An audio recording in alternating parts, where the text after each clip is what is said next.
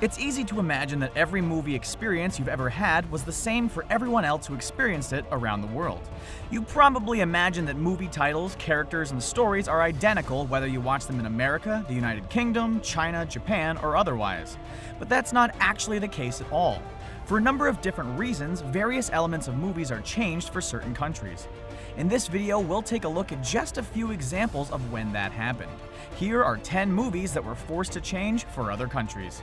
By the way, don't forget to like, comment, subscribe, and join the notification squad to make sure that you're always up to date with our great new videos. And before we start, can you guess the movie from these emojis? Stay tuned for the answer at the end of our video, and be sure to keep watching for fun trivia questions and fun facts along the way. Rogue One: A Star Wars Story. Blockbuster Hollywood movies haven't actually been shown in China for that long, and back when the original Star Wars movies were released, that part of the world didn't get to see them. As a result, the franchise just isn't very well known there, so when Star Wars: The Force Awakens was released there at the start of 2016, it actually completely bombed. In an attempt to boost the popularity of Star Wars in China, 1 year later, Rogue One: A Star Wars Story had two of the country's biggest stars appear in it, Donnie Yen and Jiang Wang. Although the pair had prominent roles and weren't just there for the sake of it, they played Chirrut Imwe and Baze Malbus respectively, it was an obvious marketing ploy by Disney to get the movie over with the Chinese audience. It is, after all, quickly becoming the biggest audience in the film industry, and if that wasn't the case, the actors for the roles would almost certainly have been American. Yen initially refused the role, thinking he was being used for commercial purposes only, but after being convinced that there was more to his casting than that, including him being allowed to choreograph his own fight scenes, he agreed to it. Even with Yen and Wen on board, the movie still bombed, however. Chinese viewers may have enjoyed seeing their idols on a big-budget Hollywood blockbuster, but they were completely bored by the rest of the movie's story. By the way, do you know which martial art Donnie Yen is a multiple world champion at? Stick around until the end of the video to find out. Don't hurt the face, I'm an actor. You got a minute to live, fill it with words. Just a role. The Mandarin, see, it's not real. Iron Man 3. We now move on to another movie that was changed for Chinese audiences. There'll be a few of them in this video, and this particular example is one of the most extreme. It comes in the form of 2013's Iron Man 3, for which Marvel Studios went to extreme lengths to make the movie appeal in China. First of all, the villainous Mandarin was completely changed from being a racially insensitive Chinese stereotype to a fake character played by an English actor named Trevor Slattery. My name's Trevor Slattery. Who was in turn played by English actor Sir Ben Kingsley. This is a new level of lame. As controversial as it was, that particular change was at least done for the right reasons, but another change was far more shameless. The Chinese version of the movie had several extra scenes added to it for marketing purposes. Not only was there a hideous amount of product placement in the scenes in question, but a new Chinese character was added, Dr. Wu, who operated on Tony Stark and had a conversation with Jarvis in Mandarin. Chinese audiences saw through what Marvel Studios were trying to do, however, mainly because Dr. Wu added absolutely nothing to the movie, and the move backfired in a big way. Glad to see any man free, and if calling a man property or war contraband does the trick, why, I caught at the opportunity. Lincoln.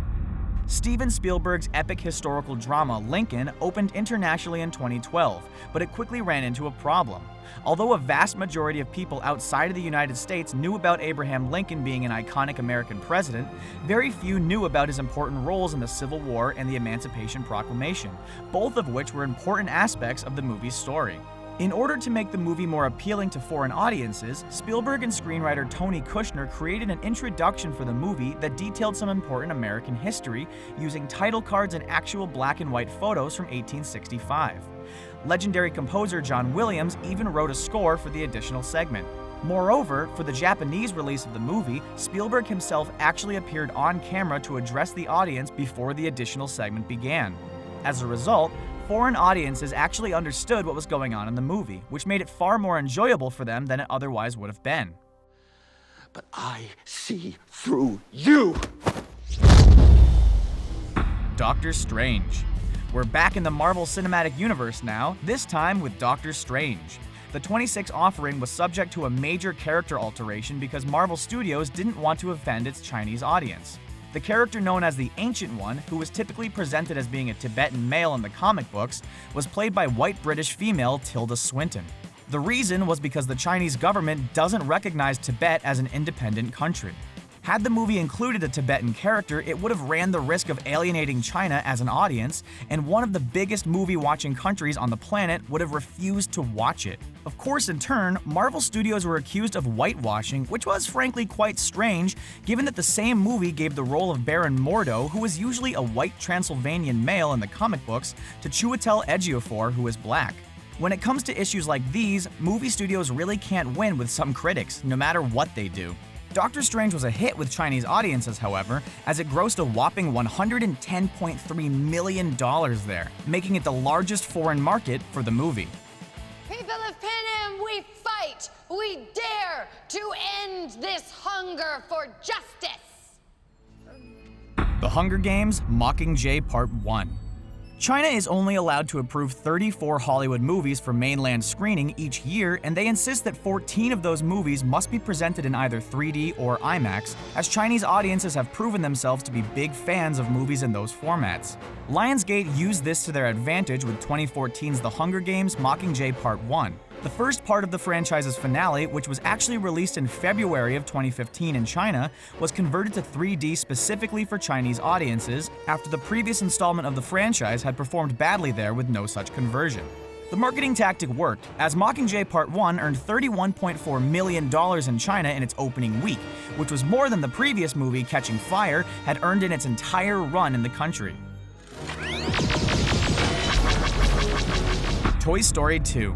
There's a memorable scene in Disney Pixar's brilliant 1999 movie Toy Story 2 in which Buzz Lightyear gives a rousing and heroic speech to the rest of Andy's toys just before they all embark on a journey across town. Come on, fellas. Did Woody give up when Sid had me strapped to a rocket?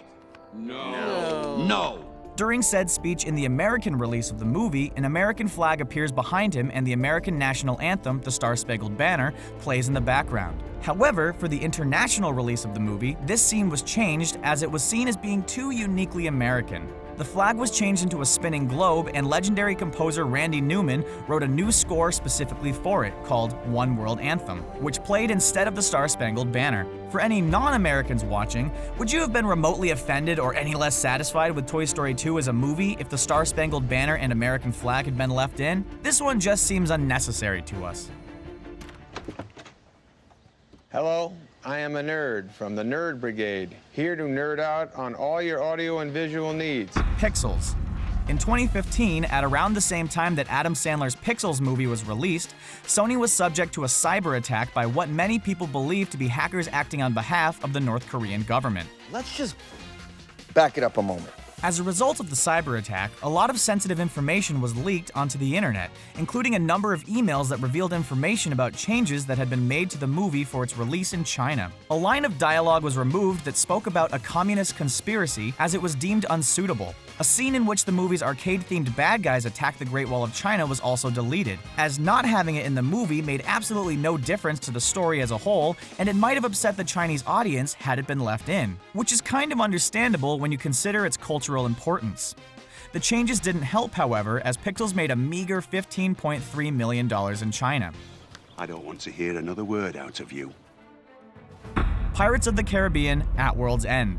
2006's Pirates of the Caribbean: Dead Man's Chest didn't get a release at all in China because of its ghostly elements. So when China asked Disney to cut a few scenes from the follow-up movie 2007's At World's End, they were happy to do so in order to ensure it reached the Chinese market. What Disney probably wasn't expecting was that the scenes China wanted removing nearly all involved Chow Yun-fat performing as Captain Cao Fang. Chow Yun-fat is one of China's most popular action stars, but his character in At World's End was deemed to be too offensive to be seen by a Chinese audience. Captain Cao Fang had long, dirty fingernails, a shiny bald head, and wore traditional Qing dynasty clothing, all of which was seen as being a negative stereotype. What this meant was that, in the small amount of screen time his character did end up getting in the Chinese release, his sudden appearance and quick death really didn't make any sense, which makes you think that his scenes should either have all been left in or removed completely.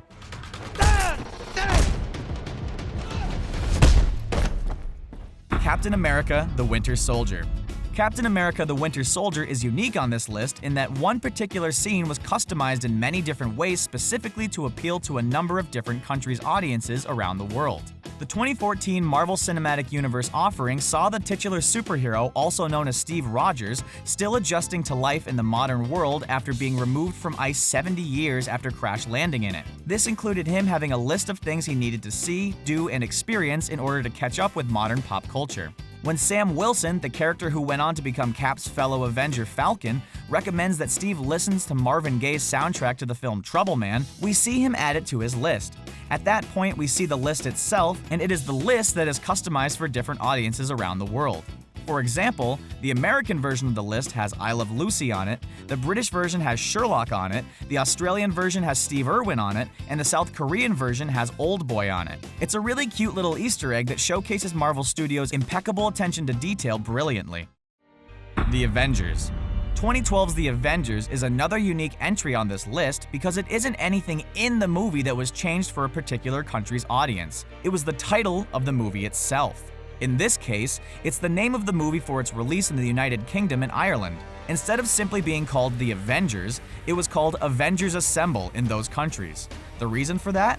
Well, it was to avoid confusion with the British TV series of the same name, which starred the likes of Ian Hendry, Diana Rigg, and Honor Blackman, as well as its 1998 film adaptation. Thinking about it, the change seemed a tad unnecessary, given that the aforementioned TV show and movie were hardly current and most of Marvel Studios' target audience would never have even heard of them. Well, you've stuck around this long, so you've earned the answer to the question that we asked you at the start of this video. The martial art that Chinese actor and Rogue One star Donnie Yen is a multiple world champion at is Wushu, which is one of the outright most difficult martial arts to master. Well done, Donnie! Thanks for watching our video about 10 movies that were forced to change for other countries. We hope you enjoyed it. And the answer to the movie emoji is... Well, did you get the right answer? Let us know in the comments below. And make sure you subscribe to our channel and sign up for notifications so you never miss an upload. If you like this video, check out our buddies over at CBR. Their videos cover the entire pop culture spectrum and are just as great as ours. Have a good one.